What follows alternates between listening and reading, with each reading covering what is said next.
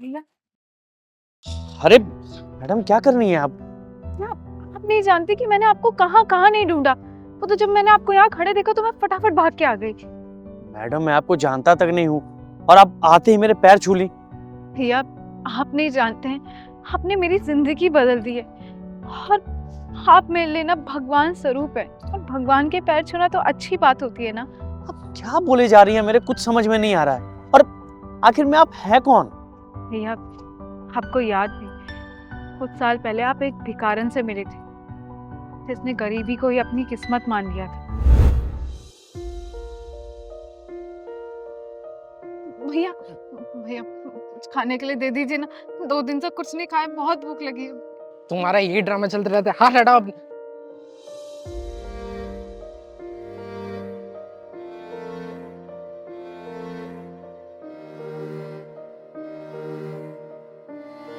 ऐसे भीख मांग के कब तक ही रह लोगी?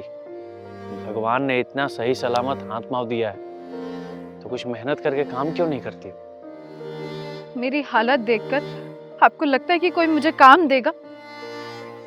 और वैसे भी ना, भगवान ना हम गरीबों को बनाते हैं इसलिए ताकि हम ये अमीरों के हाथों से बेइज्जत होते रहे। ऐसा कुछ भी नहीं है। तुम काम कर सकती हो, पैसा कमा सकती हो। नहीं भैया, हम लोग काम नहीं कर सकते। ये भीख मांगना ना, हम ये ऊपर से किस्मत लिखवा कर ही आते हैं।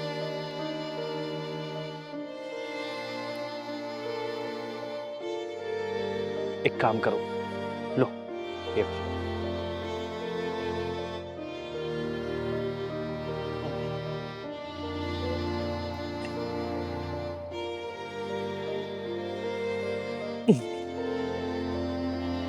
ये लो, ये कुछ किताबें हैं।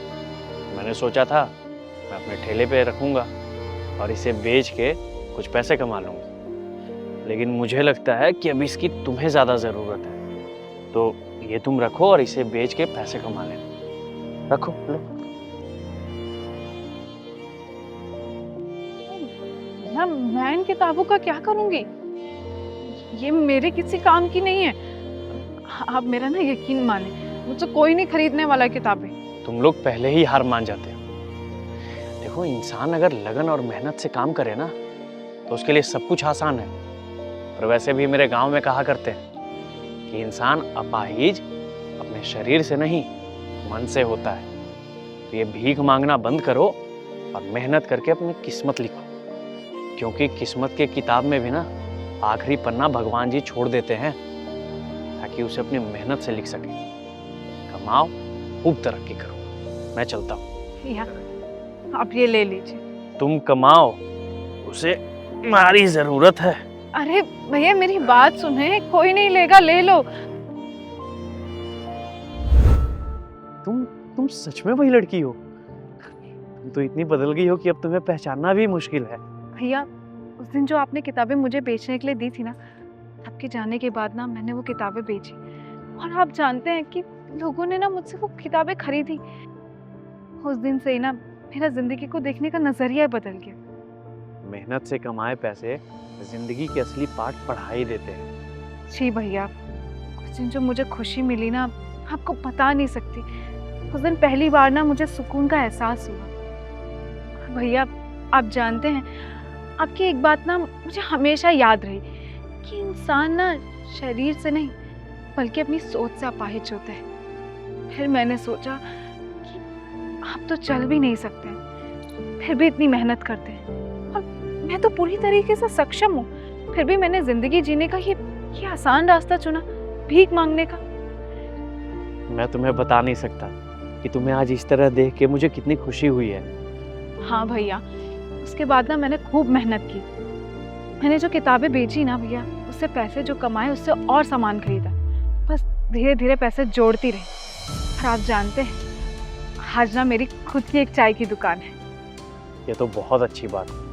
हाँ भैया, और इस सब का श्रेय ना आपको जाता है। अगर आप मुझे सही रास्ता नहीं दिखाते ना, तो आज भी मैं सड़कों पर रहकर भीख मांगती रहती।